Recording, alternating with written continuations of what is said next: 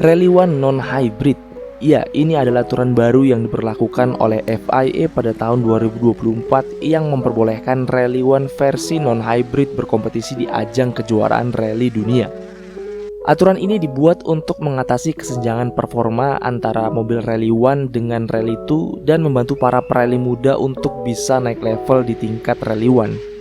Namun tentu aja, aturan tersebut dibuat untuk memangkas biaya yang lebih murah dan memungkinkan Rally One dapat dijual ke pelanggan dan berkompetisi di kejuaraan nasional maupun regional.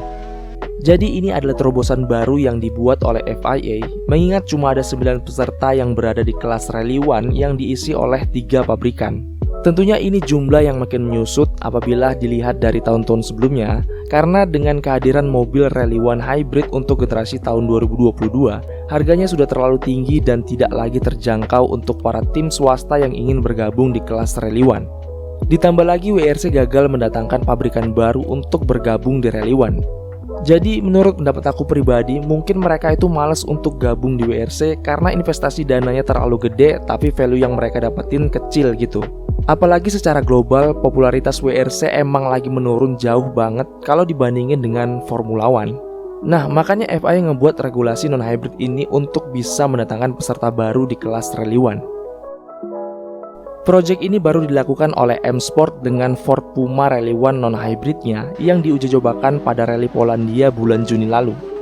Karena bisnis utama mereka adalah ngejual mobil rally, jadi wajar M Sport emang paling gercep dalam hal ngembangin mobilnya. Penampilan Martin Sess di Rally Polandia kemarin menjadi perhatian khusus karena tanpa unit hybrid ternyata ia masih mampu bersaing secara kompetitif. Eksperimen mereka ternyata cukup sukses dan membuahkan hasil karena tak butuh waktu lama, Ford Puma Rally One non-hybrid terjual ke salah satu perally asal Indonesia.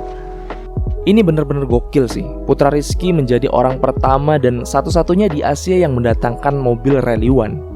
Jadi emang belum ada di negara-negara lain karena baru ada 3 unit di dunia yang memiliki mobil ini. Salah satunya ada di Indonesia. Dan tentunya ini menjadi perbincangan hangat di media rally internasional karena mereka jadi tahu perkembangan rally Indonesia ternyata sekeren ini gitu. Pastinya kita juga patut senang dengan kehadiran Ford Puma Rally One. Dan ini menjadi sejarah baru atas kemajuan rally Indonesia karena WRC-nya belum datang tapi kita udah bisa ngeliat nih mobil rally paling kencang di dunia berlaga di Indonesia. Dan tentunya kita udah bisa lihat kemarin gimana full powernya nih mobil, langsung menang di sprint rally Meikarta. Walaupun kelihatan Putra Rizky masih mencoba beradaptasi dengan nih mobil karena datangnya juga dadakan, tapi namanya juga Rally One, ada gap yang cukup jauh apabila dibandingkan dengan Rally 2. Dan mudah-mudahan ini bisa menjadi perhatian khusus bagi promotor WRC agar Indonesia bisa mendapatkan satu tempat di kalender WRC pada tahun yang akan datang. Yang pastinya sebagai penggemar rally, kita sangat mengidam-idamkan WRC bisa comeback ke Indonesia. Nah, buat kalian yang nanya apa bedanya dengan versi hybrid dan gimana performanya, jadi ini sebenarnya adalah versi downgrade dari mobil Rally One itu sendiri. Walaupun secara overall tidak banyak perubahan baik dari segi sasis, engine semuanya sama, hanya yang membedakan tidak adanya motor hybrid pada mobil ini. Yang mana tanpa unit hybrid, tenaga mobil Rally One yang tadinya bisa mencapai 500 horsepower berkurang sekitar 130 horsepower. Karena versi ini diwajibkan membawa pemberat sekitar 100 kg untuk menggantikan bobot motor hybrid yang berada di bagian belakang mobil. Dengan dicopotnya motor hybrid pada Rally One, tentunya harga dari mobil ini juga lebih murah sekitar 2,5 miliar, yang kalau dibandingkan dengan versi hybridnya, itu bisa mencapai 15 miliar. Meskipun versi non-hybrid legal mengikuti WRC, akan tetapi mobil ini tidak diperuntukkan untuk mendapatkan poin di kategori pabrikan. Jadi tim pabrikan hanya bisa mendapatkan poin dengan menggunakan mobil hybrid saja. Karena Rally One non-hybrid emang didevelop untuk tim pelanggan yang lebih ramah budget sebagai kategori baru yang diharapkan bisa meramaikan kembali Rally One di tingkat teratas WRC.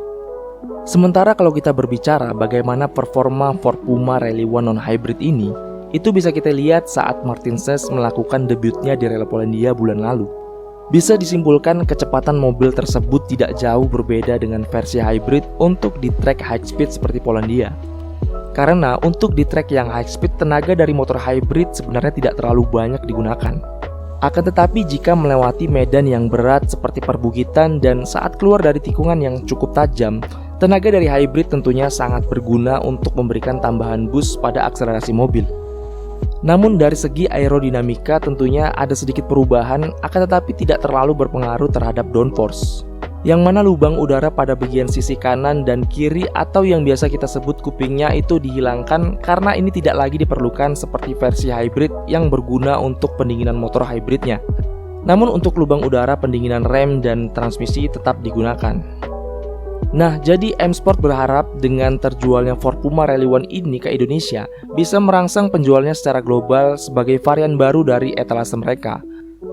Jadi buat kalian yang penasaran gimana gokilnya nih mobil, bisa kalian tonton langsung di seri final Sprint Rally Malang bulan September nanti. Jadi mungkin segini aja dulu video dari kita. Jika ada pertanyaan dan pendapat lain, komen di bawah.